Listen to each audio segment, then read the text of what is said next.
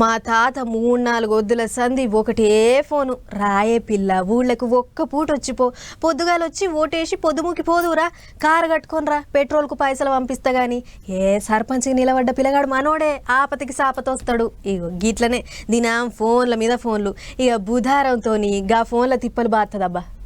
Right, భుజాలంతో ఊళ్ళో పోయి పంచాయతీ వస్తుంది. అదే సర్పంచ్ చోట్ల పంచాది. ఇంటింటికి తిరుగుడు ఉండదు, పబ్లిక్ ను బతిలాడు ఉండదు, కాళ్ళు ఏళ్ళు పట్టుకునేది ఉండదు. అవు భుజాలం నాడే 3వ విడత ఓట్లు. అయ్యాల్టితోని రాష్ట్రం అంతా సర్పంచ్ ఓట్లు ఒడిచినట్టే. తెలంగాణలో కొత్త సర్పంచులు సీట్లకు ఎక్కుతారు అన్నట్టు. ఇక 182 మండలాలు, 4157 గ్రామ పంచాయతీలలో ఓట్లు నడవాలి లెక్కకైతే. కానీ ఇప్పటికే ఓ 394 దుక్కుల ఏకగ్రీవం అవ్వడుతోని తతిమ దుక్కుల ఓట్లు నడుస్తాయి అన్నట్టు 3వ విడతల. మొత్తం 36,483 పోలింగ్ కేంద్రాలలో 53,06,401 మంది వేస్తారు ఓట్లు.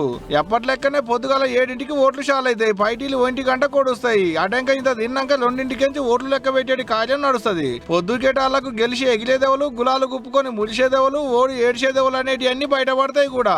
ఇక బుధారం నాడు ఆఖరి ఓట్లు ఓడిచినంటే తెలంగాణ రాష్ట్రంలో 12,733 ఊళ్లకు సర్పంచులు, ఉప సర్పంచులు, 1,12,288 వార్డులకు వార్డు మెంబర్లు కొలువు తీరినట్టే. ఇక ఈ సర్పంచ్ ఓట్లు ఓడిచిన అంటే ఎంపీటీసీ, జెడ్పీటీసీ ఓట్లు. దానికి కూడా అంతా తయారు చేసుకుంటున్నారట మన గవర్నమెంట్ వాళ్ళు.